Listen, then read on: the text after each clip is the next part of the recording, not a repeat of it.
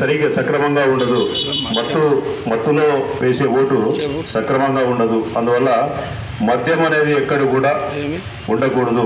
మద్యం ఉందంటే అవైలబుల్ ఉందంటే ఖచ్చితంగా తాగుతారు. కరోనా టైంలో మద్యం తాకోకుండా ఎన్ని రోజులు ఉన్నారు? చాలా రోజులు ఉన్నారు. చాలా కుటుంబాలు బాగున్నాయి. అలాగే డ్రై డే అంటారు. రేపు 5 PM నుండి ఫర్దర్ ఆర్డర్స్ వరకు మొత్తం ఇవన్నీ లాక్ చేయడం జరుగుతుంది. దాన్ని డ్రై డేగా government excise department orders pass చేసి ఫర్దర్ ఆర్డర్స్ వరకు మొత్తం క్లోజ్ చేసి సీల్ చేయడం జరుగుతుంది. అలాగే పోలింగ్ రోజు ఎవరైతే ఓటర్ కార్డు తీసుకొని ఇంటి దగ్గర నుండి బయలుదేరి ఓటర్ కార్డు తీసుకొని ఆ పోలింగ్ స్టేషన్ దగ్గరికి పోయి ఆ క్యూ లైన్లో నిలబడి, అంటే గతంలో ఏ విధంగా మీరు ఎన్నికల సమయంలో పోలింగ్ సమయంలో ఓటుకు వినియోగించుకున్నారో అదేవిధంగా పోవడము, మీకు సంబంధించిన ఓటర్ కార్డు తీసుకొని పోవడము, ఓటేసి రావడం. మీరు మధ్యలో ఎక్కడ కూడా కూర్చోవడం కానీ లేకపోతే బాతగాని పెట్టడం కానీ. రేపు మాత్రము ఎన్నికల రోజు 13వ తారీఖు మాత్రము 7వ తారీఖు నుండి సాయంత్రము 5 PM కదా, 5 PM వరకు పోలింగ్ ఉంటుంది. ఆ సమయంలో మీరు ఇంటి దగ్గర నుండి బయలుదేరి ఓటేసి ఎక్కడ ఆగకూడదు. ఏ టీ హోటల్ ఉండదు, ఏ భోజనం హోటల్ కానీ ఏవి కానీ ఉండవు. ఓటేయడం, రావడము, ఏ చెట్టు కింద కూర్చోవడం కానీ ఇట్లాంటివి కానీ చేయకూడదు. అలాగే ఎవరైతే పోలింగ్ ఏజెంట్గా ఉంటారో ఆ పోలింగ్ ఏజెంట్ లోపలికి పోయిన తర్వాత ఒక ఏజెంట్కు రిలీవర్ అనేది వాడు ఉంటాడు. ఆ రిలీవరు జస్ట్ మీకు ఏదైనా ఎమర్జెన్సీ బాత్రూమ్ కానీ లేకపోతే ఏదైనా ఎమర్జెన్సీ ఉన్నప్పుడు రిలీవర్ వచ్చేస్తాడు. లేదా మీ బ్రేక్ఫాస్ట్ కానీ లేకపోతే భోజనానికి కానీ బయటికి పోయినప్పుడు రిలీవర్ రావడం జరుగుతుంది. దీనికి కూడా ఏంటంటే బ్రేక్ఫాస్ట్ కానీ భోజనం కానీ ఇవన్నీ కూడా వాళ్ళు కూడా బ్రేక్ ఇస్తారు కాబట్టి రిలీవర్ అవసరం లేదు. అంతేగాని ప్రతిసారి బయటకు వచ్చి ఓటర్ లిస్టులో ఉండే ఎవరెవరు ఓటు వేయలేదు, ఎవరెవరు ఓటు వేసినారు ఇవన్నీ లీక్ చేసి అనవసరమైన ఇష్యూస్కు, అనవసరమైన వివాదాలకు దారి తీయకోకుండా ఆ ఏజెంట్ ప్రవర్తించుకోవాలి. అంతేగాని విచ్చలవిడిగా బయటికి రావడం, ఫోన్లు చేసుకోవడం ఇట్లాంటివన్నీ ఉండవు. ఫోన్ కూడా బయట పెట్టి పోవాల్సి వస్తుంది. అదేవిధంగా ఎన్నికల ఏజెంట్గా, అంటే పోలింగ్ ఏజెంట్గా ఉండే వ్యక్తి లేదా ఎన్నికల ఏజెంట్గా ఉండే వ్యక్తి కూడా గతంలో నేర చరిత్ర కలిగి ఉండకూడదు. నేర చరిత్ర ఉన్నట్లయితే కనుక అతన్ని అభ్యర్థిత్వం తీసుకోవడం జరగదు. అంటే ఏజెంట్కి కావచ్చు, పోలింగ్ ఏజెంట్కి కావచ్చు, అతన్ని డిస్క్వాలిఫై చేసి రిజెక్ట్ చేయడం జరుగుతుంది. అలాగే మీకు రాష్ట్ర వ్యాప్తంగా ఎన్నికలు జరిగే దేశవ్యాప్తంగా కూడా, ఎందుకంటే ఎంపీ అసెంబ్లీ 2 జరుగుతున్నాయి కాబట్టి ముఖ్యంగా మీ మండల నాయకులు అన్ని పార్టీలకు చెందిన వాళ్ళు మీరు అనుకుంటే సక్రమంగా మనం ఈ యొక్క ఎలక్షన్ని ప్రశాంతమైన వాతావరణంలో నిర్వహించుకోవచ్చు. మనకి వెలుగోడు 2014లో చిన్న గొడవ అయిందనేది ఒక హిస్టరీ ఉంది. దాని మీద మనకు ఎక్కువ కాన్సన్ట్రేషన్ చేయాల్సి వస్తుంది. సీనియర్ ఆఫీసర్లు కూడా వెలుగోడు మీద కొంచెం ఎక్కువ దృష్టి పెట్టారు. 2019లో ఎలాంటి ఎలక్షన్ గొడవలు లేవు. అలాగే 2024లో కూడా గొడవలు లేకపోతే మన మండలం ప్రశాంతమైన మండలంగా ప్రకటించబడుతుంది. ముఖ్యంగా ఈ మన వీరబ్రహ్మేంద్ర స్వామి చెప్పిన కాలజ్ఞానం చదివితే వెలుగోడు త్వరలోనే మహానగరంగా ఎదుగుతానని ఒక కాలజ్ఞానంలో చెప్పబడిందని చెప్తున్నారు ఇక్కడ పెద్దలు.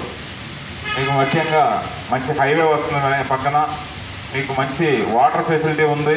ఎక్కడ లేని మండలాల్లో వెలుగోడులో ఈ రాయలసీమలో మంచి అవకాశం ఉంది డెవలప్మెంట్కి. అందరూ కలిసి ఆ కులాలు మతాలు తీసి పక్కన పెట్టి మనం ఎంత డెవలప్ అవ్వాలి, ఎలా డెవలప్ అవ్వాలి అనేది కోరుకోవాలి. కానీ ఈ రాజకీయాలు వస్తుంటాయి, పోతూ ఉంటాయి. ఒక ఇంట్లోనే అన్నదమ్ములు పోటీ పడుతున్నారు. అలాంటి సందర్భాల్లో మీరు వేరే వేరే చోట నుండి గొడవ పడటం అనేది సహజంగా చేయకూడదు.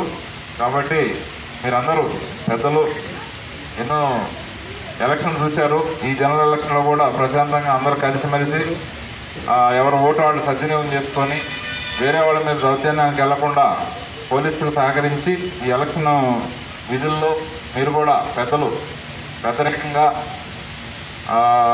ఈ యొక్క ఎలక్షన్లో ఎలాంటి గొడవలు లేకుండా చూసుకోవాల్సిన బాధ్యత మీ అందరి మీద, మనందరి మీద బాధ్యత ఉంది.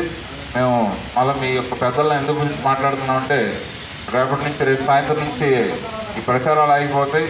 రేపు ఎల్లుండు అవతల ఎలక్షన్ రోజు 3 రోజులు కూడా డ్రై డేస్, అంటే మనకి ఈ ఎక్సైజ్ సారాయి దుకాణాలు కూడా మూసేస్తారు.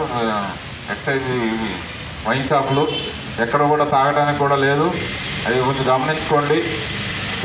తాగితేనే మనిషి వేరే రకంగా ప్రవర్తిస్తాడు. మామూలుగా ఉన్నప్పుడు బాగానే ఉంటారు. కాబట్టి తాగుడు లేకుండా చూసుకోండి. ఆరోగ్యాన్ని చెడదెనుకోవద్దు. ఈ యొక్క వాళ్ళు ఏదో ప్రోత్సహించారని చెప్పేసి తీసుకుంటే 1-2 రోజులు ఇస్తారు, తర్వాత ఎవరు కదా, మన జేబులో డబ్బులు వేసుకొని తాగాలి. కాబట్టి అది గమనించుకొని అందరూ అన్నదమ్ములాగా మేలుకొని ఎవరు ఇష్టమైన మనకి రాజ్యాంగం ప్రకారం ఓటు హక్కు ఎవరి ఇష్ట ప్రకారం వాళ్ళు వేసుకోవచ్చు. భర్త ఒక ఓటు వేసుకోవచ్చు, భార్య ఎవరికైనా వాళ్ళకి ఇష్టమైన ఓటు ఎవరికైనా వేసుకోవచ్చు.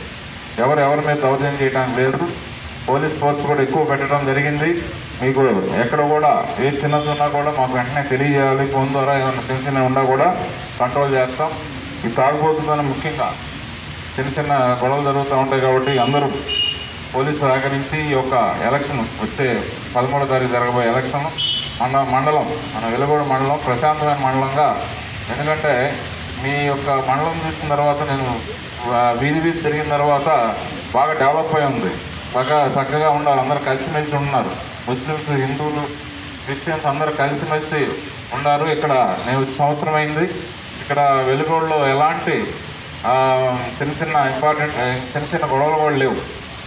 ఏదో ఒక భార్యాభర్తల కేసులో చిన్నవి తప్ప పెద్ద ఎక్కడ కూడా లేవు. రాజకీయంగా కానీ అందరూ ఇక్కడ, ఎందుకంటే మీరు చూశారు ఒకప్పుడు నక్సలైట్ టైంలో ఎంత ఇబ్బంది పడ్డారో తెలుసు మీకు. వెలుగోడు మండలం ఎంత ఎఫెక్ట్ అయిందో తెలుసు.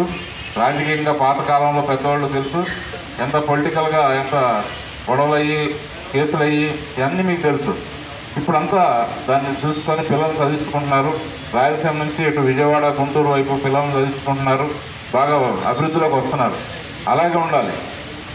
ఈ చిన్న గొడవలు ఇవన్నీ వస్తూ ఉంటాయి. ప్రతి 5 సంవత్సరాలకు ఒకసారి ఎలక్షన్ వస్తూ ఉంటాయి. వాళ్ళు చెప్పేది కాకుండా అభిమానం ఉంటే వీళ్ళు ఓటు వేసుకోవచ్చు, తప్పులేదు. ప్రచారంలో పాల్గొనవచ్చు, తప్పులేదు. కానీ వేరే వాళ్ళ మీద దౌర్జన్యం చేయడం అనేది జరగకూడదు.